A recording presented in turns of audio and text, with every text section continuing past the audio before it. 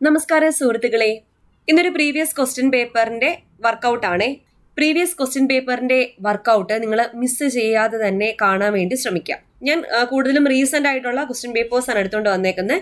ഇന്ന് ഡിസ്കസ് ചെയ്യുന്ന 2022 നടന്ന ഒരു PSC പരീക്ഷയുടെയാണ് SCRT സയൻസ് ചോദ്യങ്ങൾക്ക് അത്രത്തോളം ഇമ്പോർട്ടൻസ് നൽകിയ UP സ്കൂൾ ടീച്ചർ പരീക്ഷ. ഓക്കെ, അപ്പൊ എന്തായാലും ചോദ്യപേപ്പറിലോട്ട് പോവാം. ടിപ്സ് ആൻഡ് ട്രിക്സ് ഫാമിലിയിലോട്ട് എല്ലാവരും വെൽക്കം ചെയ്യുവാണേ. എന്റെ പേര് അശ്വതി. തുടങ്ങാം.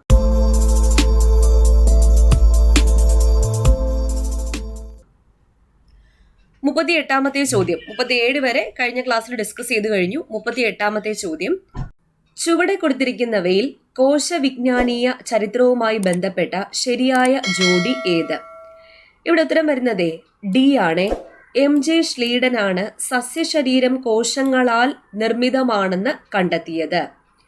ഇവിടില്ലേ തിയോഡർ ഷ്വാൻ എന്തുകൊണ്ടാ തെറ്റിപ്പോയേ? ജന്തുശരീരം കോശങ്ങളാൽ നിർമ്മിതമാണ് എന്ന് കണ്ടെത്തിയ ശാസ്ത്രജ്ഞനാണ് തിയോഡർ ഷ്വാൻ. ജന്തുശരീരം കോശങ്ങളാൽ നിർമ്മിതമാണ് എന്ന് കണ്ടെത്തി. റോബർട്ട് ബ്രൗൺ ആണ് കോശത്തിന് ന്യൂക്ലിയസ് എന്ന കേന്ദ്രം കണ്ടെത്തിയത്. കോശത്തിന് ന്യൂക്ലിയസ് അല്ലെങ്കിൽ കോശമർമ്മം കണ്ടുപിടിച്ചത് റോബർട്ട് ബ്രൗൺ ആണ്. ഇനി റുഡോൾഫ് വിർഷോ ആണ് നിലവിലുള്ള കോശങ്ങളിൽ നിന്ന് മാത്രമേ പുതിയ കോശങ്ങൾ ഉണ്ടാകൂ എന്ന് കണ്ടെത്തിയത്. ഇനി കോശം കണ്ടുപിടിച്ചത് ആരാ? റോബർട്ട് ഹൂക്കാണ് കോശം കണ്ടുപിടിച്ചത്. ജീവനുള്ള കോശം ആദ്യമായി കണ്ടുപിടിച്ചത് ആരാ? ആന്റൺ വോൺ ലീവൻ ഹൂക്ക് ആണ് ജീവനുള്ള കോശം ആദ്യമായി കണ്ടുപിടിച്ചത്. കോശത്തെക്കുറിച്ചുള്ള പഠനം സൈറ്റോളജി. കോശം കണ്ടുപിടിച്ചത് റോബർട്ട് ഹൂക്ക്. സൈറ്റോളജിയുടെ പിതാവ് എന്നറിയപ്പെടുന്നതും റോബർട്ട് ഹൂക്ക്. ഈ കോശമർമ്മം അല്ലെങ്കിൽ ന്യൂക്ലിയസ് എന്ന് പറയുന്നത് കോശപ്രവർത്തനങ്ങളുടെ നിയന്ത്രണ കേന്ദ്രമാണ് കോശമർമ്മം. ഈ കോശമർമ്മം കണ്ടുപിടിച്ചത് റോബർട്ട് ബ്രൗൺ ആണ് 1831. ഇനി ഈ ഗോൾഗി ബോഡി കണ്ടുപിടിച്ചത് ആരാ? കാമിലോ ഗോൾഗിയാണ് ഗോൾഗി ബോഡി കണ്ടുപിടിച്ചത്. പോഷണ പ്രക്രിയയിലെ ശരിയായ ഘട്ടങ്ങളെ സൂചിപ്പിക്കുന്ന ഫ്ലോ ചാർട്ട് ചുവടെ തന്നിരിക്കുന്നവയിൽ നിന്നും കണ്ടെത്തി എഴുതുക. എ ആണ് ഉത്തരം. ആഹാര സ്വീകരണം, ദഹനം, ആഗിരണം, സ്വാംശീകരണം, വിസർജനം. ഇതാണ് കറക്റ്റായിട്ട് വരുന്ന ഘട്ടങ്ങൾ. ആഹാര സ്വീകരണം എന്നാൽ ഇൻജഷൻ, ദഹനം ഡൈജഷൻ, ആഗിരണം അബ്സോർപ്ഷൻ, സ്വാംശീകരണം അസിമിലേഷൻ, വിസർജനം എക്സ്ക്രീഷൻ. അപ്പോൾ പോഷണ പ്രക്രിയയിലെ ആദ്യത്തെ ഘട്ടമാണ് ആഹാരം സ്വീകരിക്കുക, ഇൻജഷൻ. ദഹനം എന്നാൽ സങ്കീർണമായ ആഹാര പദാർത്ഥങ്ങളെ ആഗിരണത്തിന് ഉതകുന്ന തരത്തിൽ ലഘു ഘടകങ്ങളായി മാറ്റുന്ന പ്രക്രിയയ്ക്ക് പറയുന്ന പേരാണ് ദഹനം. അതായത് നമ്മൾ കഴിക്കുന്ന ഫുഡ് മെറ്റീരിയൽസിനെ ബ്രേക്ക് ഡൗൺ ചെയ്ത് സ്മോൾ പാർട്ടിക്കിൾസ് ആക്കി മാറ്റുന്നതാണ് ദഹനം അല്ലെങ്കിൽ ഡൈജഷൻ എന്ന് പറയുന്നത്. ആഗിരണം അബ്സോർപ്ഷൻ എന്ന് വെച്ചാൽ എന്താ? ദഹിച്ച ആഹാരം ശരീരം സ്വീകരിക്കുന്ന പ്രക്രിയയാണ് ആഗിരണം. സ്വാംശീകരണം അസിമിലേഷൻ എന്ന് വെച്ചാൽ ആഗിരണം ചെയ്യപ്പെട്ട ആഹാര ഘടകങ്ങൾ ശരീരത്തിന്റെ ഭാഗമാക്കുന്ന പ്രക്രിയയാണ് സ്വാംശീകരണം. വിസർജനം എക്സ്ക്രീഷൻ എന്ന് വെച്ചാൽ എന്തുവാണ്? ശാരീരിക പ്രവർത്തനങ്ങളുടെ ഫലമായി ഉണ്ടാവുന്നതും ശരീരത്തിന് ആവശ്യമില്ലാത്തതുമായ വസ്തുക്കളെ ശരീരം പുറന്തള്ളുന്ന പ്രക്രിയയാണ് വിസർജനം. അപ്പൊ ഈ പ്രോട്ടീന്റെ ഡൈജഷൻ തുടങ്ങുന്നത് എവിടെ നിന്നാ? സ്റ്റൊമക്ക്. പ്രോട്ടീന്റെ ഡൈജഷൻ തുടങ്ങുന്നത് സ്റ്റൊമക്കിൽ നിന്നും. എന്നാൽ ബാക്കി ആഹാര പദാർത്ഥങ്ങളുടെ ദഹനം ആരംഭിക്കുന്നത് എവിടെ നിന്നാണ് എന്ന് ചോദിച്ചാൽ വായിൽ വെച്ചാണ് ആഹാര പദാർത്ഥങ്ങളുടെ ദഹനം ആരംഭിക്കുന്നത്. പ്രോട്ടീന്റെ ദഹനം സ്റ്റാർട്ട് ചെയ്യുന്നത് എവിടെയാണെന്ന് ചോദിച്ചാൽ ആമാശയം. എവിടെയാണ്? സ്റ്റൊമക്കിൽ വെച്ച. അപ്പൊ ഈ ദഹന വ്യവസ്ഥയുടെ പ്രധാനപ്പെട്ട ഭാഗങ്ങൾ ഏതൊക്കെയാ? വായ, അന്നനാളം, ആമാശയം, ചെറുകുടൽ, വൻകുടൽ. ഈ ദഹനം പൂർത്തിയാവാൻ ഏകദേശം എത്ര സമയം വേണം? 4 മുതൽ 5 മണിക്കൂറാണ് ദഹനം പൂർത്തിയാകാൻ വേണ്ട സമയം. 4 മുതൽ 5 മണിക്കൂർ. അപ്പൊ ശരീരത്തിലെ രാസപ്രവർത്തനങ്ങളൊക്കെ നിയന്ത്രിക്കുന്ന രാസപദാർത്ഥങ്ങൾക്ക് പറയുന്ന പേരെന്തുവാ? രാസാഗ്നികൾ അല്ലെങ്കിൽ എൻസൈംസ് എന്നാ പറയുന്നത്. എൻസൈംസ്. അങ്ങനെയാണെങ്കിലേ ഈ പ്രോട്ടീനെ ഭാഗികമായി പെപ്റ്റോണുകളാക്കി മാറ്റുന്ന എൻസൈം ഏത്? പെപ്സിനാണ് മാംസ്യം അല്ലെങ്കിൽ പ്രോട്ടീനെ ഭാഗികമായി പെപ്റ്റോണുകളാക്കി മാറ്റുന്ന എൻസൈം. ഇനി മാംസ്യത്തെ ദഹിപ്പിക്കുന്ന എൻസൈം ഏതാ? പ്രോട്ടിയേസ് ആണ് മാംസ്യത്തെ ദഹിപ്പിക്കുന്നത്. പ്രോട്ടീനെ പെപ്റ്റൈഡ് ആക്കി മാറ്റുന്ന രാസാഗ്നികൾ ട്രിപ്സിനും ഉണ്ട്, പെപ്സിനും ഉണ്ട്. ട്രിപ്സിനും ഉണ്ട്, പെപ്സിനും ഉണ്ട്. ഇനി കൊഴുപ്പിനെ ഫാറ്റി ആസിഡും ഗ്ലിസറോളും ആക്കി മാറ്റുന്ന രാസാഗ്നി ഏതാ? അത് ലിപ്പേസ് ആണ്, ലിപ്പേസ്. അടുത്ത ചോദ്യം, കൊഴുപ്പിൽ ലയിക്കുന്ന വിറ്റാമിനുകളുടെ കൂട്ടം കണ്ടെത്തി എഴുതുക. കൊഴുപ്പിൽ ലയിക്കുന്നത് vitamin A, D, E, K. A, D, E, K എന്നിവയാണ് കൊഴുപ്പിൽ ലയിക്കുന്ന വിറ്റാമിനുകൾ. ഈ വിറ്റാമിൻ എന്ന പേര് നൽകിയ വ്യക്തി ആരാ? Casimir funk. കാസിമർ ഫങ്ക് ആണ് വിറ്റാമിൻ എന്ന പേര് നൽകിയ വ്യക്തി. നിരോക്സികാരിയായ വിറ്റാമിൻ ഏതാ? Vitamin E. വിറ്റാമിൻ ഇ ആണ് നിരോക്സികാരിയായ വിറ്റാമിൻ. അപ്പൊ വിറ്റാമിൻ ജി എന്നറിയപ്പെടുന്ന വിറ്റാമിൻ ഏതാ? വിറ്റാമിൻ ജി എന്നറിയപ്പെടുന്നത് വിറ്റാമിൻ B2 ആണ്, റൈബോഫ്ലാവിൻ.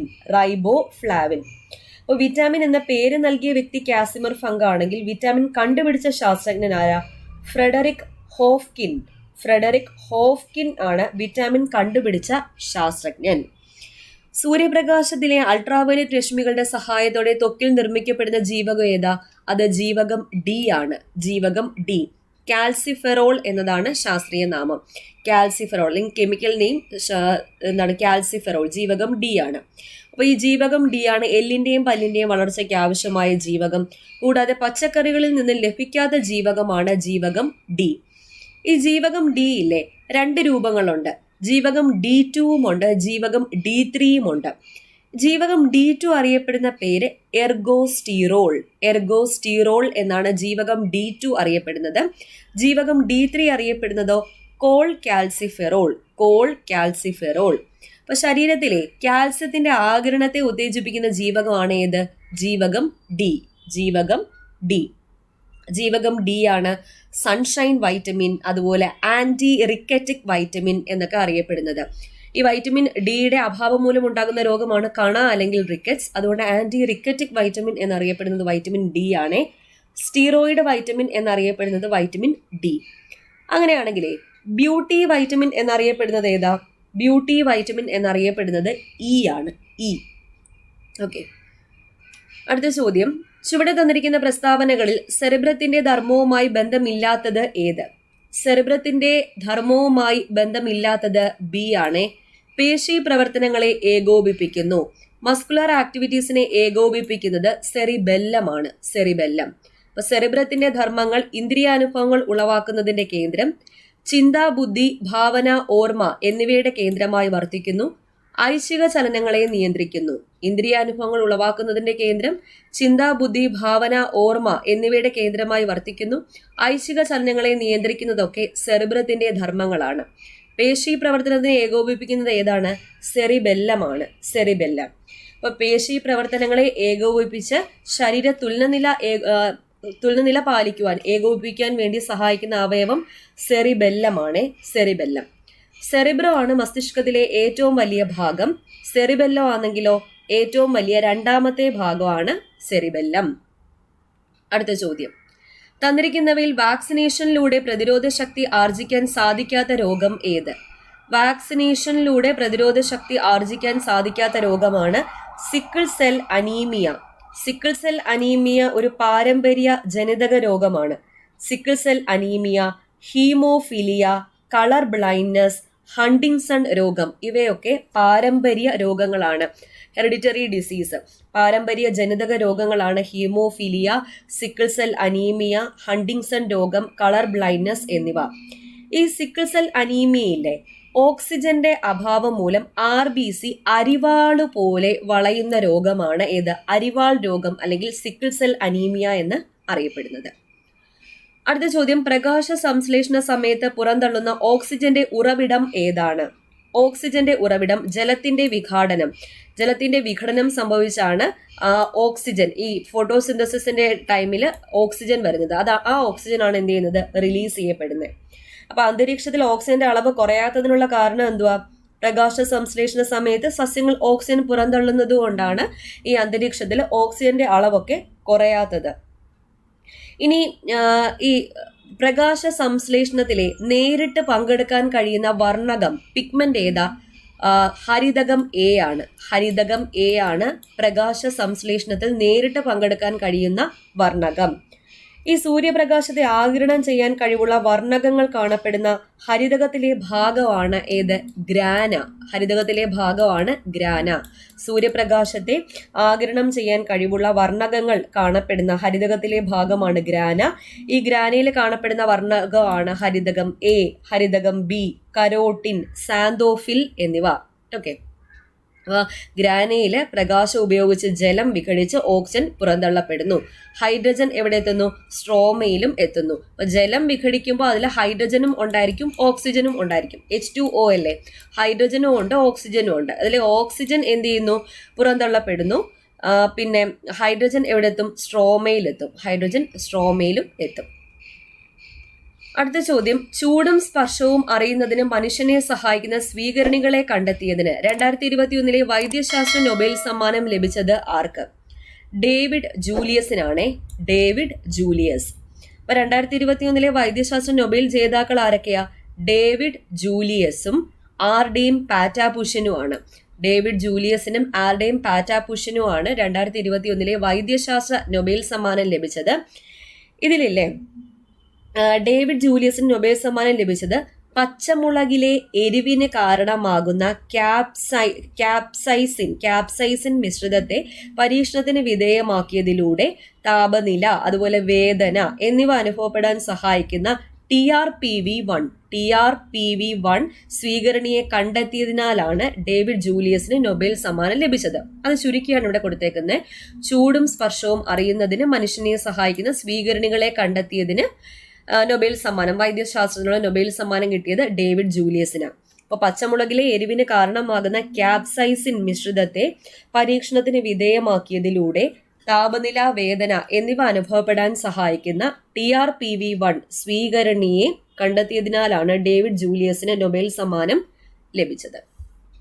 അടുത്ത ചോദ്യം, പൊതുവിദ്യാഭ്യാസ സംരക്ഷണ യജ്ഞത്തിന്റെ ഭാഗമായി പരിസ്ഥിതി സംരക്ഷണ പ്രവർത്തനവുമായി ബന്ധപ്പെട്ട് കേരളത്തിൽ പൊതുവിദ്യാഭ്യാസ വകുപ്പ് നടപ്പിലാക്കിയ പരിപാടി ഏത്? ജൈവ വൈവിധ്യ ഉദ്യാനമാണ്. ജൈവ വൈവിധ്യ ഉദ്യാനമാണ് പൊതുവിദ്യാഭ്യാസ സംരക്ഷണ യജ്ഞത്തിന്റെ ഭാഗമായി പരിസ്ഥിതി സംരക്ഷണ പ്രവർത്തനവുമായി ബന്ധപ്പെട്ട് കേരളത്തിൽ പൊതുവിദ്യാഭ്യാസ വകുപ്പ് നടപ്പിലാക്കിയ പദ്ധതി. ഈ നവകേരള മിഷൻ ഉൾപ്പെടുന്ന പദ്ധതികൾ ഏതൊക്കെയാ? ആർദ്രം, ഹരിത കേരളം, ലൈഫ്, പൊതുവിദ്യാഭ്യാസ സംരക്ഷണ യജ്ഞം. ഇതില്ലേ, കേരളപ്പിറവിയുടെ 60ാമത് വാർഷികത്തോടനുബന്ധിച്ച് 2016 കേരളപ്പിറവിയുടെ 60ാം വാർഷികത്തോടനുബന്ധിച്ച് 2016 നടപ്പിലാക്കിയ നവകേരള മിഷനിലെ പദ്ധതികളാണ് ആർദ്രം. ആർദ്രം എപ്പോഴും ചോദിക്കുന്നതാ. ആർദ്രം, ഹരിത കേരളം, ലൈഫ്, പൊതുവിദ്യാഭ്യാസ സംരക്ഷണ യജ്ഞം. അപ്പൊ ഇത്രയാണ് നമുക്ക് പഠിക്കാനുള്ള പൊതുവായിട്ടുള്ള GK ചോദ്യങ്ങൾ. ബാക്കിയുള്ളത് മാത്സ് ആൻഡ് മെന്റൽ എബിലിറ്റി ഉണ്ട്. പിന്നെ ഇവരുടെ സബ്ജക്റ്റിനെ ബേസ് ചെയ്തിട്ടുള്ള സൈക്കോളജി ഒക്കെ ഉണ്ടല്ലോ, ഇവരുടെ സബ്ജക്റ്റിനെ ബേസ് ചെയ്തിട്ടുള്ളതുണ്ട്. പിന്നെ ഇംഗ്ലീഷും അതുപോലെ മലയാളവും ഉണ്ട്. ഇംഗ്ലീഷും മലയാളമൊക്കെ ഞാൻ അല്ലാതെ നമുക്ക് ഡിസ്കസ് ചെയ്യാം, വേറെ ക്ലാസ് ആയിട്ട് ഡിസ്കസ് ചെയ്യാം. അപ്പൊ GK നമുക്ക് ജനറൽ PSCക്കുള്ള GK ഇത്രയേ ഉള്ളൂ. അപ്പൊ മനസ്സിലായി എന്ന് വിശ്വസിക്കാം. ഓക്കെ, വീഡിയോ ഇഷ്ടപ്പെട്ടാൽ എന്ത് ചെയ്യുക? ലൈക്ക് ചെയ്യുക. പിന്നെ സബ്സ്ക്രൈബ് ചെയ്യാത്തവർ ആരെങ്കിലും ഉണ്ടെങ്കിൽ നമ്മുടെ ചാനൽ സബ്സ്ക്രൈബ് ചെയ്തേക്കാൻ മറക്കാതെ. അപ്പോൾ വീണ്ടും കാണാം. താങ്ക്